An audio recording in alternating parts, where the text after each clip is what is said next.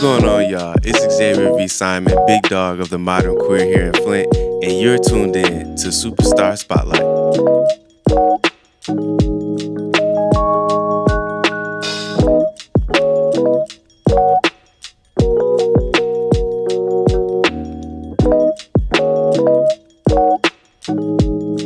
What's up, you guys, and welcome to another episode of Superstar Spotlight. I am your host and favorite actor, Brandon Houston. And as always, I want to thank you guys for tuning in to each and every episode. Right now, we're at episode 25. So this is a huge milestone for me and myself and for everybody at Flintside Media. So from us to y'all, I just want to say thank you. Thank you for always tuning in and being supportive everything that we got going on within the city and within the community as a whole.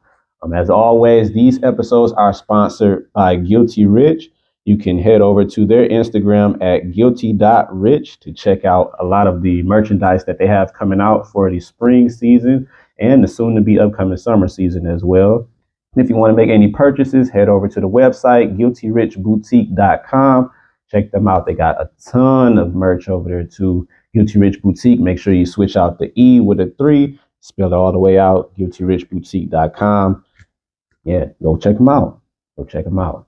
So with that being said, we are going to get into our next superstar. All right. So entering into the spotlight today is a man who has exemplified what it means to be invested into the community through the people that he connects with, whether that's through journalism, whether it's through interviews, whether it's just being involved in the community as a whole, with advocating for LGBTQ and everything like that, and the integration within the community itself.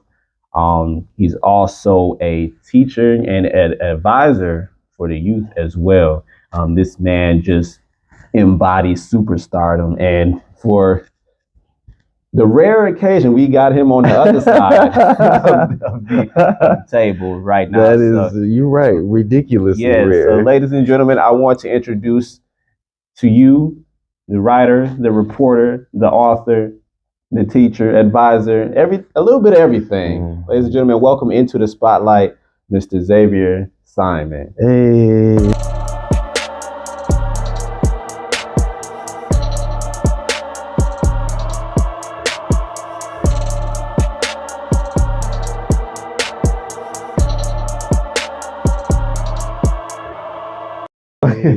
See the energy out the gate. Gas me up. This is one of one.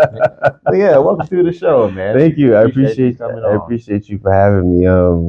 Yeah, this is a rare moment. Like, I'm not on the other side of this, even though like I be wanting to be on the other side. Right. Sometimes I'm like, please ask me questions. But I am a little nervous, and so like my excitement and giddiness will like show itself more. Like I will be laughing a lot more often. So just want to throw that out there. Yeah, it's completely all right. It's exciting for me to have you on as well, because you've been doing a lot, man, over the years, man, and it's been well documented, well noticed, and just to bring you into the spotlight and kind of shed some more light on what you have going on is really important. And I'm just honored to have you here to talk about it and everything like that. Thank you. I'm honored to be here. I'm excited. Thank you for reaching out and asking me to be on here. Yeah, no problem. So, with that being said, are you ready to step into the spotlight? Shine it. Let's get it. You heard it, guys. He's ready to step into the spotlight. So I hope y'all ready to step in with him. We're going to get right into it. So very first question, right off the bat, when I mentioned in the introduction that you are a writer. So how did you get into the whole realm of writing as a whole? So I started writing in middle school, actually. My mom gave me a journal in like 6th grade, back in the day when we used to have book sales in the school, in the library and stuff like that. She brought me a blue cloud journal. So I was just like writing in that. Like I was a very peculiar kid. Like I had all kind of like crazy thoughts about a whole bunch of different stuff, and so I filled that journal up. And then I always loved English class and foreign language class, so I was always cool with all my English teachers, writing poetry, writing short stories, and stuff like that. So from there, it just kind of evolved and spiraled. So in ninth grade is when a lot of stuff was going on in my life as far as like figuring out my identity, going through the motions of that, bullying, just a whole bunch of stuff was going on when I was in high school back in, that's a long time ago at this point. And so writing saved my life. So I had a whole bunch of journals. And so like, I would just journal about my day, journal about how I'm feeling.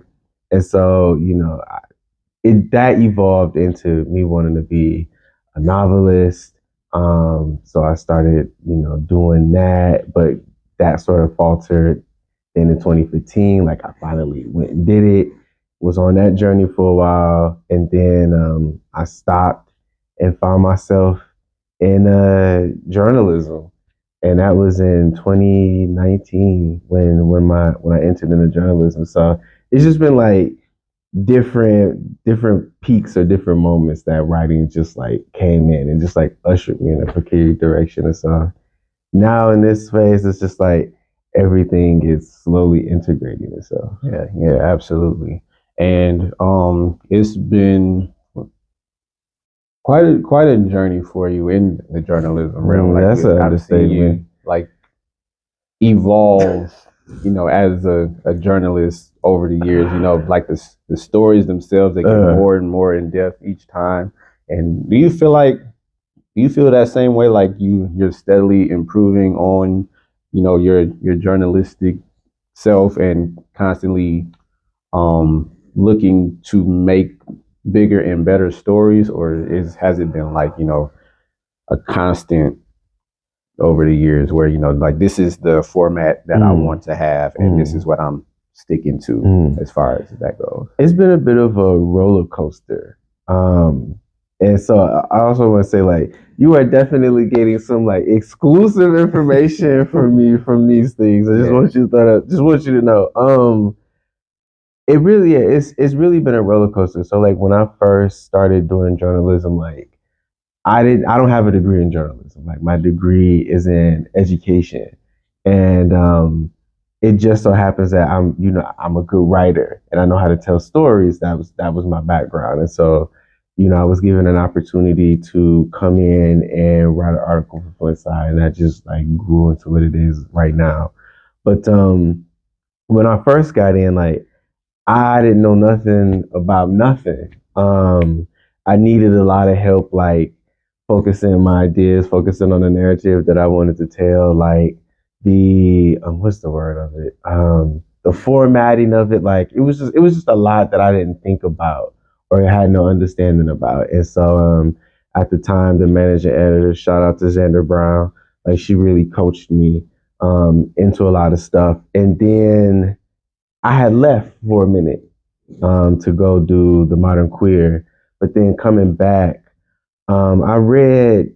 So I guess to answer your question a different way, like what added to like this more storyteller-esque that y'all see now is because I read a GQ article back in the day on Megan Thee Stallion.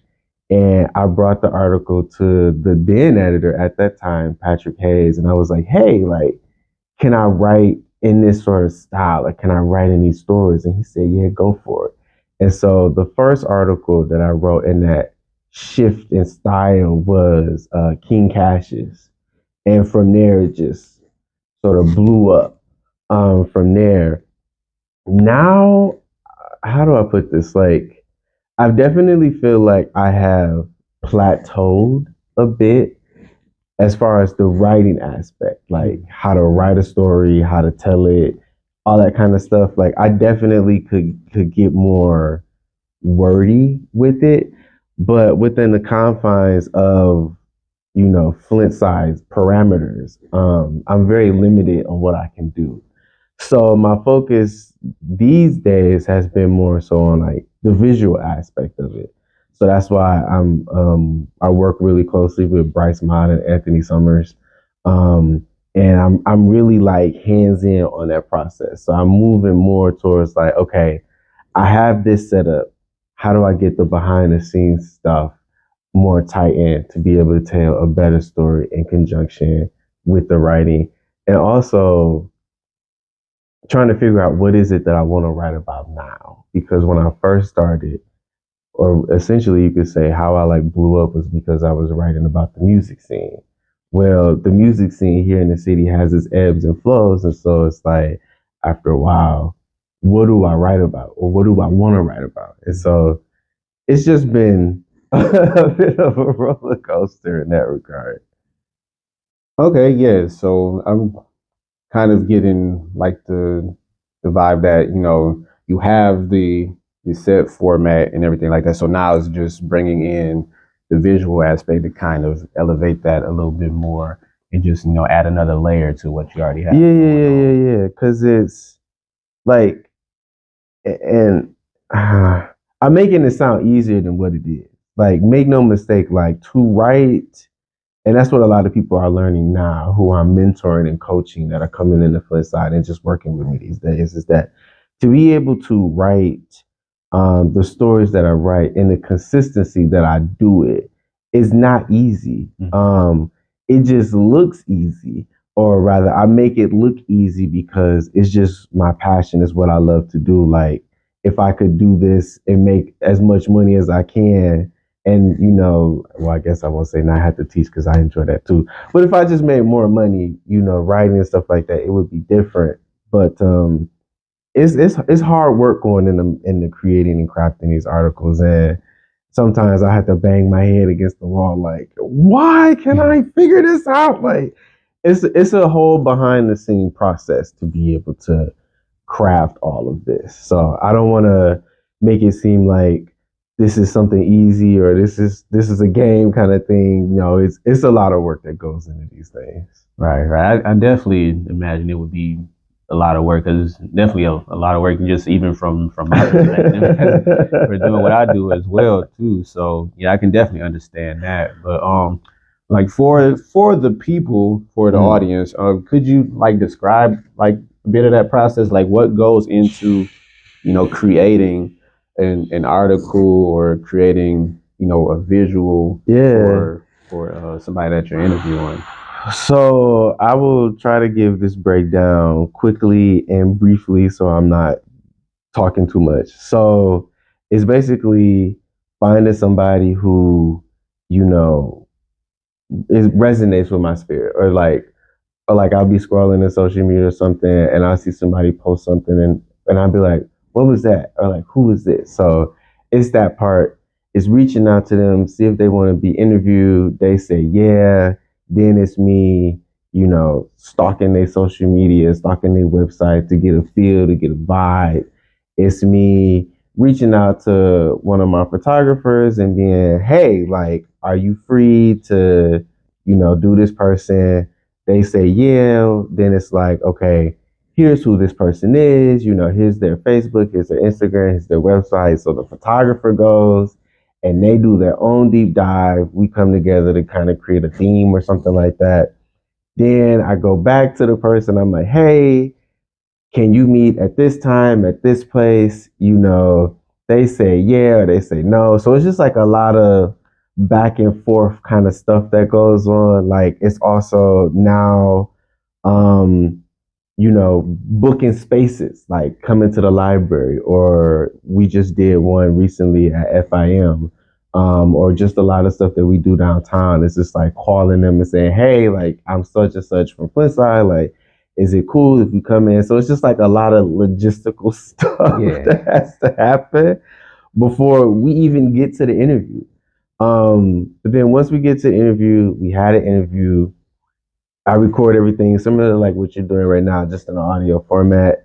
The photographers come in, they take the photos, they leave, they edit them. I go home. I have to transcribe that interview, look it over, And that's just, we ain't even got into the writing aspect yet. You know what I mean? Like, no writing has happened. It's just all just been logistical pieces. And again, it just looks so easy because it's just like, I'm just realizing that I'm just good at putting stuff together. So once all of that is done, I go get a beer, or I go decide if I'm feeling really fancy that night, I might decide, I might want to smoke a little bit. You know, I get a beer and some chips and some candy, and I'm locked in. And that process is its own process because from everything that we did, especially if I get the photos back at the time, is what story is the photos telling? Yeah. That's one thing. So that goes back to the visual part. How do I want to tell this story about this person? Like in our conversation, what was a couple things that stuck out to me? What was a starting point that I can, launch into this and, start telling these stories and work my magic? What format do I want this to be in? Do I want this to be narrative driven, or is it better in a Q&A fashion? Because a lot of times, what you all say when I interview you all is a lot better than what I can write a lot of times because it is more impactful that way. Mm-hmm. So like all of that is kind of like insert the math gift for all of the math stuff is happening. Like all of this is happening in a very real time. And so it might be a word that might jump out to me, or something about the location, something about what you're wearing, something you say. Like all of those things are like puzzle piecing themselves together, and then it's like, boom, gone. And I've gotten it down so much to a science now where depending on the format and the type of article, like it will take me anywhere from 24 to 72 hours to be able to do all of that, package it, write it, edit it, sit on it, and then send it out to be published. So that's a it's a lot. It'd be a lot. It'd be a lot. That's for sure. It definitely sounds like a lot, but it definitely sounds like you handle it quite well every time, and the result of all that hard work and preparation, when it comes out, is just beautiful. Like every article, every visual that we see is like its own story, its own unique feel to it and everything like that. Which I will shamelessly plug. You can check out my article with Flintside, please, and the great Xzavier Simon. I was able to sit down with him, talk about my career as an actor and as a media personality overall. It's a great read, so make sure you guys go check that out. Definitely a good read. And I'm not just saying that because it's me. No, actually, like not even to hold you up, and I'm definitely wanted to let you know this, and I think I did. Like writing your article was, and when I say this, I don't mean it in like a disrespectful way. Oh well, it was very easy for me, and what I mean by it was very easy is because you allowed yourself to be vulnerable and share who you are. And so in the process where the math is mathing all in my head, like it was very easy for just the words to just flow because you took the initiative to like bare your soul and be vulnerable and tell your truth. And so for me, it was just like, I got so much good, can I cuss? Yeah. I got so much good shit to work with, you know what I mean? Like, it really was like, I went home, I was chilling, I was laying in the bed, one of them nights where I'm trying to go to sleep and I can't go to sleep. And literally, like, it just flowed out. And I hadn't even went back to look at like our transcription, anything that you said, anything like that. It just flowed. So I appreciate you because you made that, you really made that article like one of the highlights for me in this round of my Flintside career, like 100%. So thank you. Kudos. I definitely Definitely appreciate that. And that actually, for you saying that, that actually leads to my next question for you. So, when conducting these interviews, like how important is it for you to like establish like a kind of like relationship with the people you're interviewing and like really getting to know them and everything like that so that you can create the best story possible for each person. Ooh. Because you've got like a variety of people that you interview too. It's not just music artists. It's not just actors. It's a lot of people in the community that a lot of us don't hear about. So how do you establish that connection with each individual person to? So it's a couple of things, and that's a very multi-layered question. One of the big things is honestly who I am and my personality. Like I go into every situation as best I can with an open mind, an open mindset and mentality. Because I don't know y'all. Like, yeah, I see y'all out here, doing what y'all do. I'm stalking y'all Instagram, y'all Facebook, y'all website, Googling y'all to see what I can find. But I don't engage with you all on a day to day, right? Right. And so that always plays a role in how I approach people. Like I don't want to approach people and be um, mean or talk down to people or aggressive. Like I want to be very cheerful and happy and friendly and inviting because what I find is that people, when they feel comfortable with you, are more apt to tell you more of their story, to give you like that real raw, gritty dirtiness that makes the story that much better. And not only that, like it's a very healing and cathartic moment as well for me and for them. So I always try to approach it with that mindset of like just being open minded and just coming very friendly, professional, and down to earth and humbly. So that's one aspect of it. To your other point, like yeah, like it's so many people in the city with so many different personalities, so many different backgrounds. Um, it's all about relatability, like my interests and what I've been through in life and all that kind of stuff is so broad and varied. It's not to say that I can relate to everybody, but there are definitely a lot of moments in people's lives that we can, see ourselves in.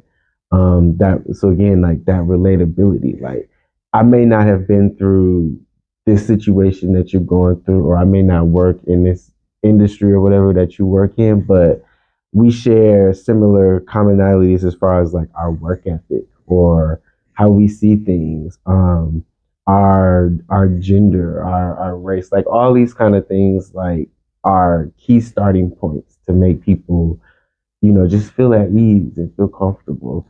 Um, so yeah, it's just all of that, and then I just be trying to have fun. Like let's have fun. Grab you a drink. Yeah, you smoke you some weed. Eat your edible. Where your kids at?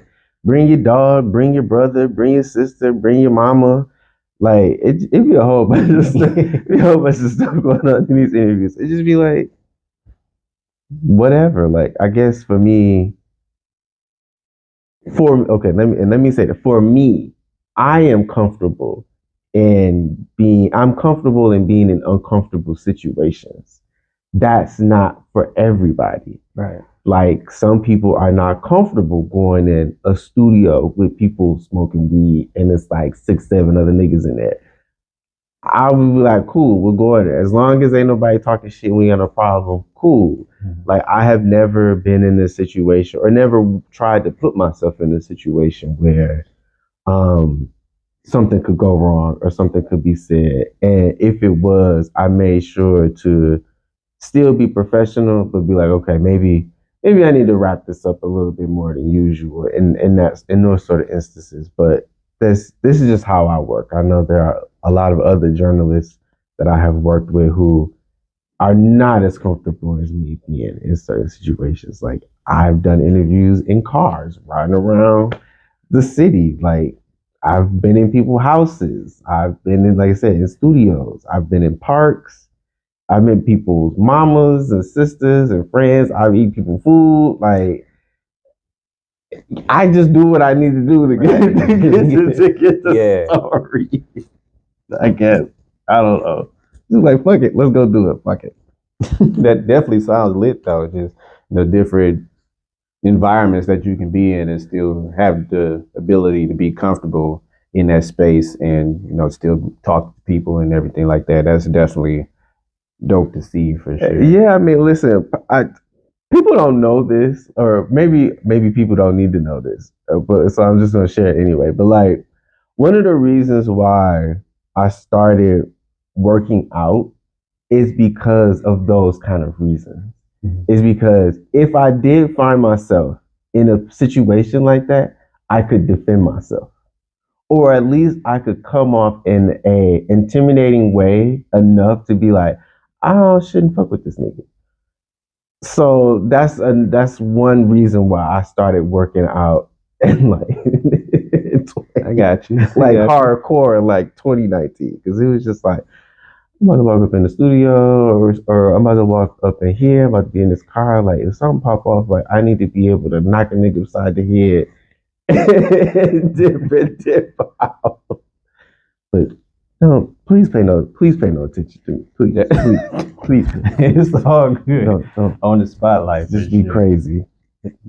I ain't got nothing against this. Is crazy. But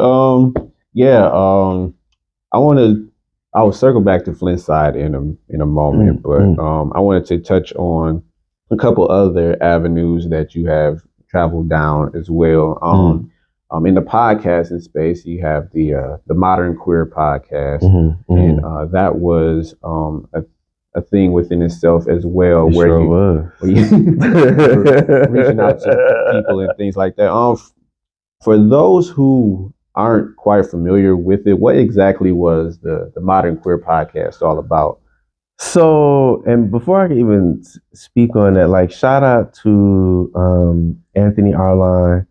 When he had Wave Village in downtown Flint, like, he really was instrumental in that podcast and being able to give me that space. So I definitely want to give shout out to him, give shout out to Cryptic Filth, who had Studio / Crip at the time as well. Give a shout out to Maji Amigo.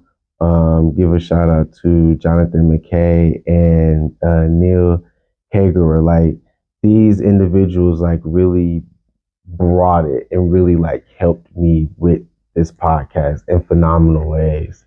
But the Modern Queer podcast was a bunch of stuff.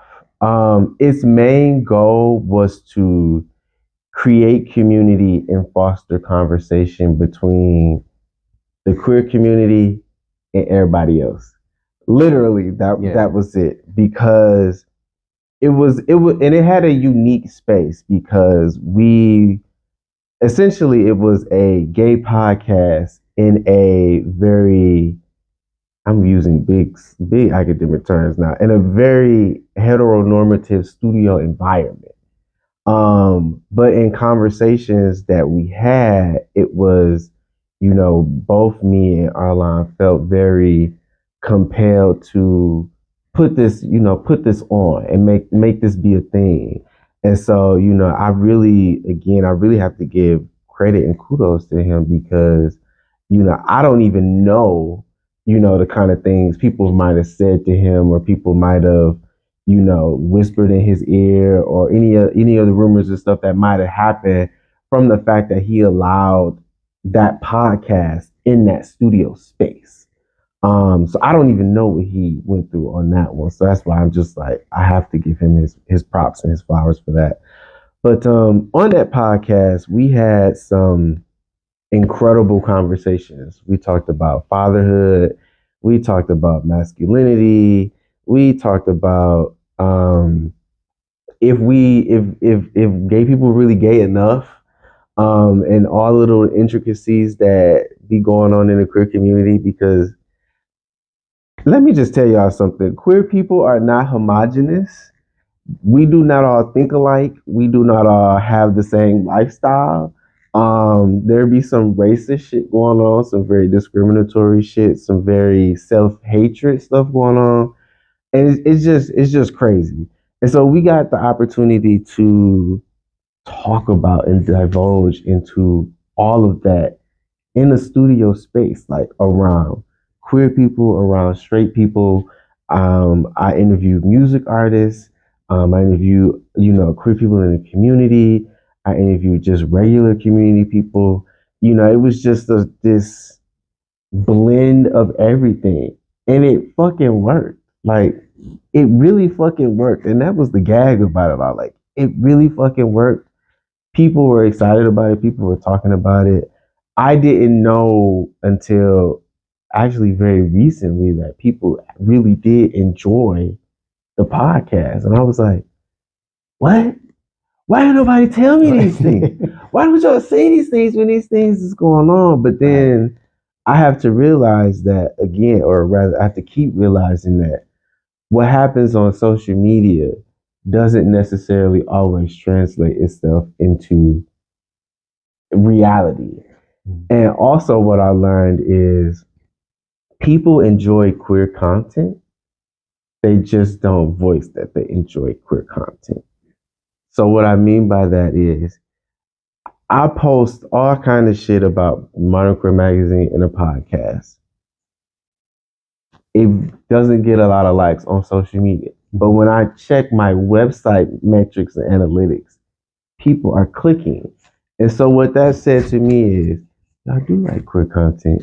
For whatever reason, you just don't want people to know that you enjoy this kind of content. And that's cool. But that is something, if the podcast was still going, that I definitely would have a conversation about. Like, what the fuck is that about? Right. So is that going to be a thing in the future? Is that coming back at all? Or I'm hoping so. It really at that time. It really hinged on being in that studio space and then everything that happened there, and then with my life like getting extremely busy in some capacity, I had to put that on a hiatus. But things are sort of wrapping around for me, and so now that the magazine is starting to come back out and getting ready to launch, like, the podcast will probably be in there somewhere. I'm just not sure in what capacity, because when we were in that space, like, it created its own energy, it created its own vibe, and I would want something. I would need a space to where I could replicate that or make it better, and I haven't found that sort of space to be able to do that yet. Like, I know the library has a podcast room, but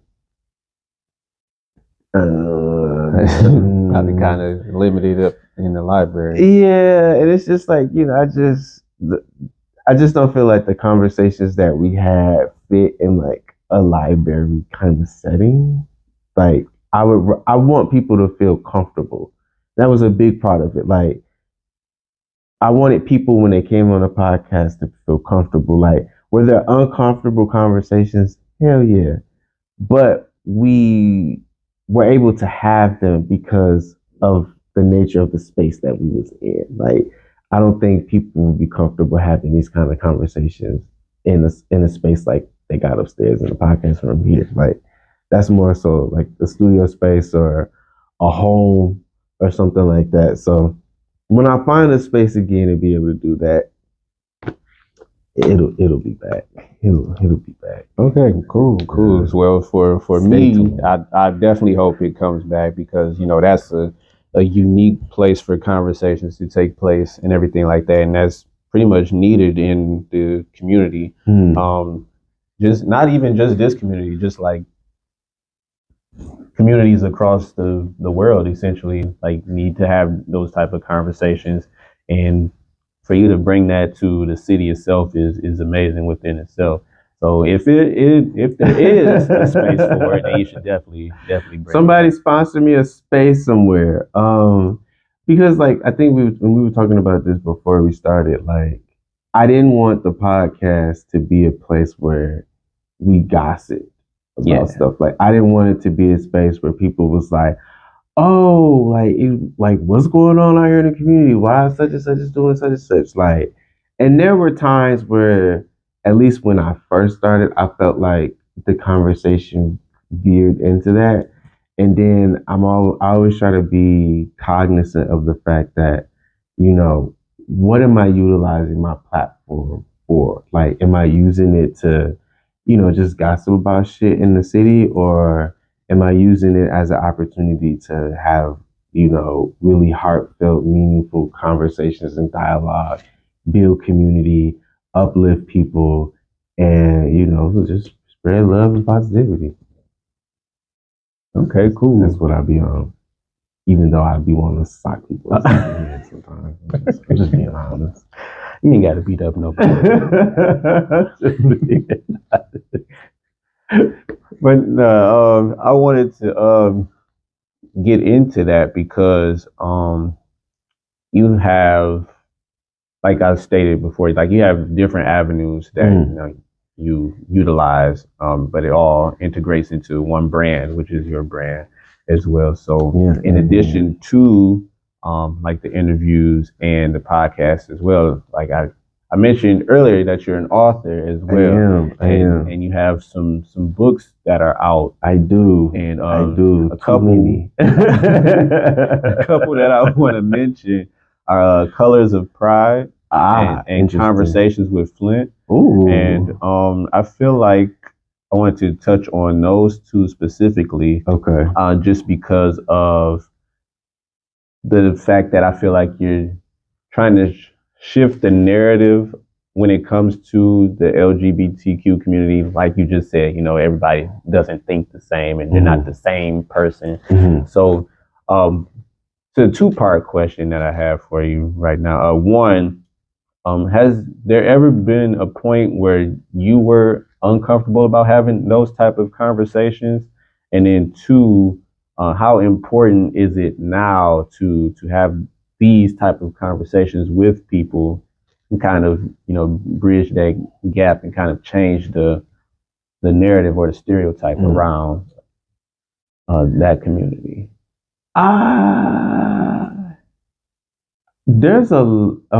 Let me back up. There are actually not a lot of things that I'm afraid of, and there are not a lot of things that make me uncomfortable. And that's because I have just been put in a lot of precarious situations growing up and through my life where I've had to be comfortable in uncomfortable spaces and with uncomfortable people, and sort of deal with the trauma and everything that comes with that. And so it has made me, what's the word I want to use? It makes me more apt to want to have more uncomfortable conversations and stuff. But then I had to realize, like, not everybody wants to have like those deep layered conversations all the time. That's just something that I like to do. Like, I like to deep dive into stuff. I like to figure stuff out. I like, detective stuff and puzzles and all that kind of stuff. But that don't mean everybody else do. And that doesn't give me, my lane as a journalist, as a writer, as a magazine owner, as a publisher. That doesn't give me carte blanche to just start asking people everything about their life and everything about who they are and say, you have to share all of this. Like, no, like that's bullshit. And I had to learn those lessons very quickly, not because they happened with other people, just because in me sitting and meditating, it was like, you got some problems, right? You gotta fix this. So have I had some uncomfortable conversations before? Yes, always. Like in friends and in friendships and relationships and family dynamics, in interview settings. Yes, like in the Flintside capacity, what a lot of people don't realize is that a lot of the stuff that gets talked about doesn't always make it into the article. There is a thing called having morals and ethics and standards. Right. And sometimes what a lot of people say to me, I have to keep because it's like, this isn't the space, nor is this the time to reveal that kind of information. So I just kind of have to sit on it and hold it. As far as your second question, like, I think in the time, in the era that we're living, like, I think a lot of people are having their own spiritual awakenings. They are, everybody's talking about breaking generational curses. Everybody's, talking about self-care, mental health, meditating, and yoga, and all this kind of stuff. And as we begin to have those conversations, what comes up and what is going to come up is having those uncomfortable conversations about, gender and identity and sexuality and masculinity and femininity and being conditioned to believe this about one person versus another person and re-examining all of the stuff that we've been conditioned to believe and been conditioned to taught and been taught to believe. Because it's particularly as it comes to the queer community, like, queer people are everywhere, and there are some very hood ass queer people. Like, we live in Flint. There is some queer people who live off Dayton, who live off Chevrolet, who live on the east side, who you wouldn't know they gay because their exterior reflects the environment that they grew up in and what they've been through. Yeah. So, these are very like hardcore ass masculine people and vice versa. Like, there have been in these hood settings very feminine gay people who are accepted and who come in these spaces. It's like, oh, that's just my cousin. Oh, that's just so and so. You know what I mean? And so it'd be like conversations like that we don't talk about, that we just, everybody's just, again, going back to beliefs and assumptions and things like that. It's challenging our perceptions, challenging our biases, and recognizing the shit that's happening right in front of us. And that was something that the podcast did. The books, on the other hand, Colors of Pride took the Modern Queer magazine, the interviews that in the magazine format, and just put them in a book format.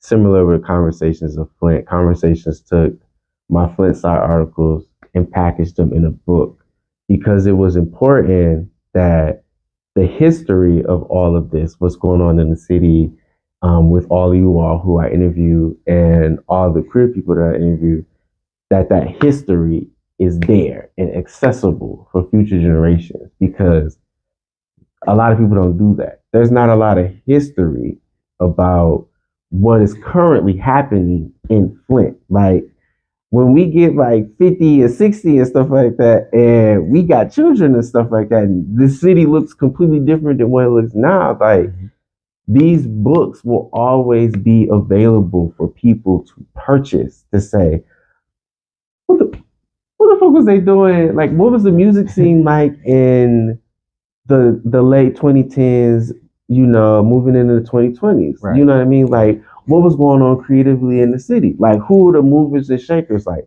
how did they get to be where they at now? And so those books will be accessible. So when people ask them questions, all of that stuff will be there. You'd be like, oh, dang, this person was there and now they're over here, or this person was doing that. Well, how the hell did they get over here? It's just like capturing that history and making it accessible for people to come back to and look. And I'm proud of that shit. Like, nobody else was doing that shit, but let me not get into all of that, because that's a whole another thing. Like, as much amazing stuff as I do and I'm doing and have done, like, there's also been an equal amount of just bullshit.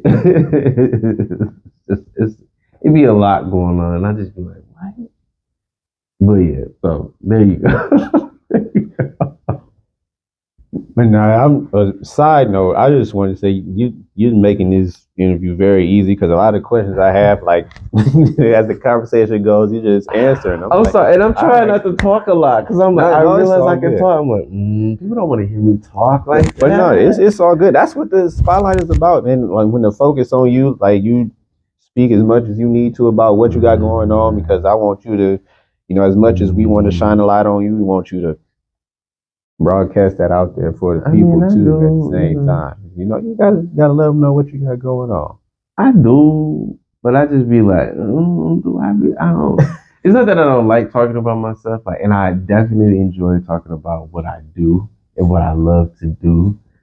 But I know there's a thing where it be like, that nigga is way too passionate, and I know if I talk to him, it's gonna be a while. So I just be like, let me just not talk about it. It's all good. Just chill. It's all good. But since we did mention the books and that they are available for purchase, how can people access those books and make a purchase? So all of that stuff is because I self-publish everything. So and unfortunately at this time, like, I'm not in any major bookstores or any local bookstores. But you can go, and all of that is accessible on Amazon, like the Colors of Pride series, the Conversation with Flint series, the books that I have written about things that have happened in my life and in my friends' life and people's life, which goes back to answer another part of your question, like why am I so comfortable having these because I've written 3 books about all of the stuff that happens in my life and writing an autobiography. So if you really want to know something, just go read that. Nobody can hold anything over my head because I've already revealed it. You just need to go buy it and look at it. So you can go buy all of that on Amazon. You can go on my website to purchase all of that too. If y'all are interested in purchasing like one of the 33 volumes of the Modern Queer magazine, like you can go to my website, themodernqueer.com, and purchase all of that kind of stuff as well. So that's really where everybody can go purchase it, go get it, go read it, go cop it. It's good shit. It's good shit to me. Yeah. And so you heard it, guys. Definitely go check out themodernqueer.com. Got the books on there. Got the articles are on there too. Right? Yeah. So I revamped the website, and I'm adding more of my Flintside articles on there from this go around of my journey at Flintside. And I keep saying that because I started and then I left and then I came back and then I left again and then I came back and I left and now I'm back again. And you're like, what the hell is going on with him? It's a lot. It's a lot. This is just the what is going on in Xzavier's world. On the surface level, it'd be way more shit going on all the way down there. Gotcha. But yeah, that's what cop all that. Please read the Flintside articles.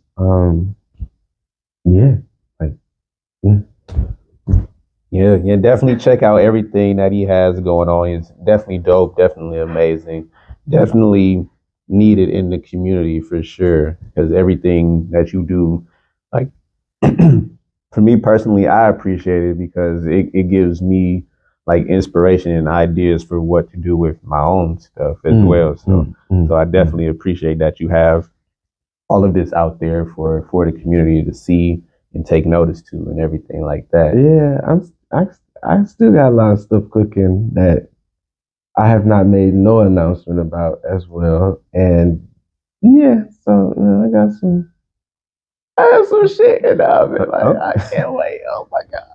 Okay. Well, we can get into that a little bit. Is there anything that is upcoming that you can talk to us about that's coming at all? The exclusive? Yeah, I do. So I want to know what's going on. Season 5 of the Modern Queer magazine is getting ready to relaunch in June. That's all I can say right now on that. Like, I can't reveal who the person is or anything like that. It's coming soon up. There should be a reveal for that later this month, but it will start in June. The promotion for that will happen that whole month. So that's cool. I am in the process of working on another publication whose name I do not have right now. I have a tentative name, but that is being prepped and ready to go to be scheduled for early 2025. So I made an announcement about that. Is there anything that I haven't announced that I can share? No. And why I say no, because I have learned over the years that, so English and slow down. I'm very spiritual, I live a very spiritual lifestyle. And I definitely believe in like evil eye and people sending out like negative energy to you and trying to fuck up your shit and all that kind of stuff. Like that has happened to me a lot over the last couple of years. And so I keep a lot of things close to the chest until it is time to reveal them. Right. Or it is completed or about to be completed and I'm about to press the big red button that says go. And then that's when I start saying shit. Because yeah, like I said, like I've just announced and just also noticing that sometimes in my excitement about something, I can announce something too early and shit might change. And I just life lessons learned. So, when these things come to fruition and when they're ready and I'm taking them out of the oven, you all will know about them. We'll definitely know about them. Okay, dope. Well, for what we do have, we're definitely going to be on the lookout for it. And for everything that we don't know about, we're going to be on the lookout for Please, like it's all good. Like I'm super happy. I'm really in a good space in my life right now. There's a lot of phenomenal things going on. There's a lot of phenomenal people that have showed up in my life in this moment. And I'm really just doing my best to be in the moment, appreciate it, not judge it and be like, oh, what if da, da, da, da, da. Like, no, fuck that. We done with that. Fuck you, imposter syndrome. Sit your ass down. We done with that too. And just leaning into everything that's going on. So yeah. Okay, cool. So as you continue to build upon your brand and continue to integrate a lot of things into what you have going on, what are some of the goals that you want to achieve in your career personally, as you continue to expand and grow? My biggest goal is, and this, so I announced this, so this I can talk about.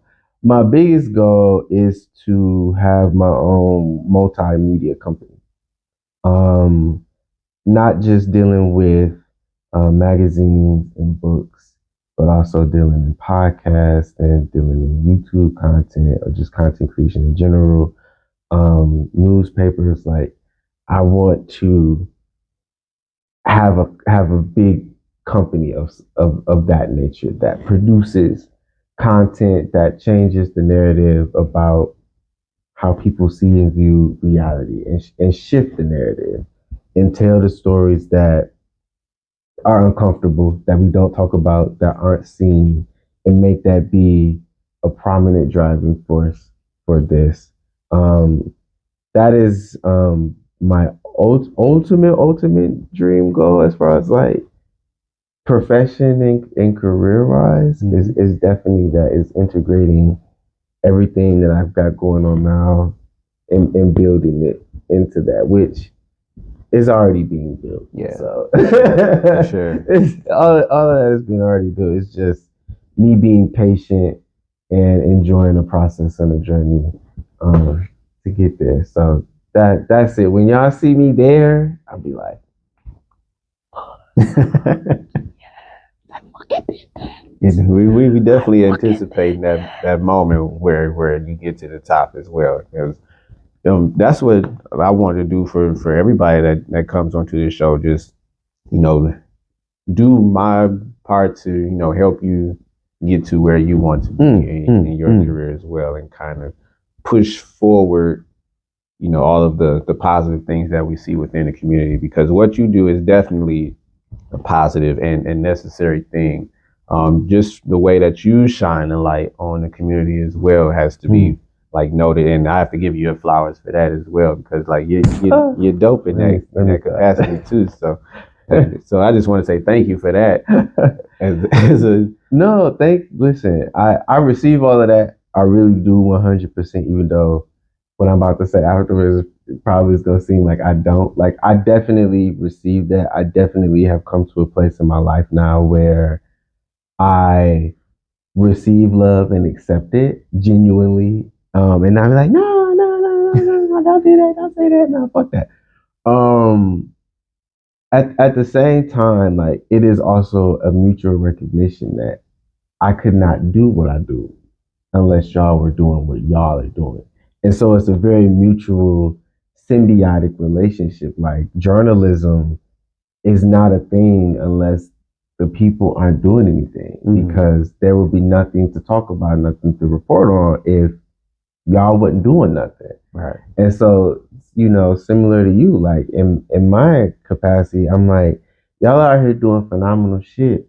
And now people are, knocking on y'all doors and, asking y'all to be, a part of articles and stuff like that. But before, when I first started, nobody was doing this. Like, nobody was chronicling the city in this kind of capacity. And so I'm happy to see like that ball get moved and that stuff sort of happen. But I'm also aware, if we're talking about, giving flowers, like, I definitely have learned to give flowers to myself. Because I had a problem for a long time thinking that if I said something, I would be like in my ego or too braggy and whatnot. And then over time, and as I got older and just through a lot of life lessons, once again, it was like, no, fuck that. Like, talk your shit or whatever. And so, like, I definitely appreciate you giving me the flowers. I definitely enjoy giving y'all flowers. And I definitely now love giving myself the flowers too, because I definitely realized that I set the standard and set the bar and created a wave in this city, for a lot of things that have manifested itself now to be able to manifest, like, 100%. Yeah, and it's man, all I can say is, man, it's amazing, man. And I just say, thank you again, man, for sure. It's tiring though. I'd be like, shit, fuck, I'm gonna take a nap. God damn it. Definitely got to get your naps. Yeah, sure. Take your midday naps. It don't make you old. It makes you revitalized. Yeah, I'm gonna definitely use that one, because one thing I'm gonna do, I'm gonna take a nap. Sure. I'm gonna take my fucking nap. Don't bother me. I'm done. There's been too much going on here. I'm gonna take a nap. For sure. But so that people can keep up with everything that you've got going on, with Flintside, modernqueer.com, Modern Queer Magazine, and everything like that. What are your social medias everyone can keep up with you and what you got going on? And then just drop the website for them one more time. Yeah, so you can follow me on Facebook and Instagram under the same moniker, Xzavier V Simon. That's XZAVIERVSIMON. Both same handles. You can check out the website, themodernqueer.com. That will give you access to the Modern Queer Magazine, all of the books that I've written, the podcast. If you haven't seen some of the earlier Flintside pieces that I wrote, that's on there as well. And then in 2025, that'll also be the home for this new publication that I'm working on until I decide I probably should make another website. I don't know. Yeah, I'm just on Facebook and Instagram and just with a website. I do have a Twitter because it's still called Twitter in my life. Right. I do have a Twitter, but it's a not suitable for work Twitter. Okay. It's a mix of like me in full blown capacity, like anime, nerd, video game, workout, spiritual, worldly, politic, It's nasty everything shit. all in one. Yeah. Gotcha. Yep, just all on the feed. I'd be like, ooh, look at that. Ooh, goddamn. Yes, you hot. It's just, yes, come on, K-pop. Like, it's just, it's probably my truest sense of me that when people say, who are you in private? My Twitter is. Go to the Twitter. the Twitter. I don't even post it. I just be scrolling. That is probably the truest version of me is my Twitter feed. It's just a bunch of shit. Like, All right, cool. So we're gonna have to make sure that you guys please check out Xzavier Simon. Follow him on all the socials. Check out his website as well. Check out the articles, man. Each and every one is dope. It's unique. It's a fresh take on what's going on in the city and the community as a whole. And yeah, it's just something that you need to check out. I've definitely already checked it out. I'm a fan of everything that you got going on. And once again, I appreciate you for everything that you do. And also, I appreciate you for coming on to the show. don't be gagging me and gassing. No, I got to. I got to, man. This is when I say superstar spotlight, man, I'm bringing superstars onto the show, man. You're a superstar, man. Superstar. Yeah. Let me stop.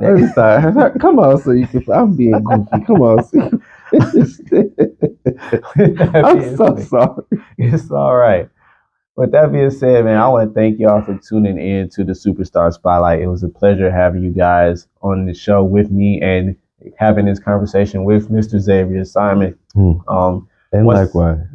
I appreciate it. I appreciate it for sure. And you guys can check out this episode and each and every episode on my Facebook under the name Brandon Houston. You can also check out this episode and all the previous episodes on my YouTube as well. Go to youtube.com/favorite actor. Each and every Superstar Spotlight episode is there for you to check out. Make sure y'all do that. Drop a like, drop a comment, share it wherever you can. Do that. I genuinely do that. Also, comment below how fresh to fucking death he is. Y'all don't even see the shoes. He's fresh. What is this? Something a little light. I came underdressed. That's how I feel. Check out the content. Check out his content. That's it. That's all I want to say. I will take all the advertisement I can get for sure. But as always, thank you to Guilty Rich for sponsoring the episode. Make sure y'all hit the Instagram, guilty.rich, and hit the website as well, guiltyrichboutique.com. Make sure y'all check out everything they got going on over there. Some dope stuff. I got one of the t-shirts on right now. Make sure y'all cop one of them for sure. And I also I didn't scramble myself getting hype from this man over here. Make sure y'all check out my Instagram and my TikTok as well. Brandon Up Next 810. That's where you can find all the highlights and clips from this episode and each and every episode as well. So yeah, make sure y'all hit up all my socials, follow me, and yeah, we just keep this thing going. You know, it's the Superstar Spotlight. We're on episode 25. And I want to say thank you again to Xzavier for coming on to the show. Thank you. As you continue to grow and expand, I hope we can bring you back onto the show. We'll have another discussion. We'll turn up again. You see, you got the moves going over here. Sorry, I'll just be goofy. It's all good.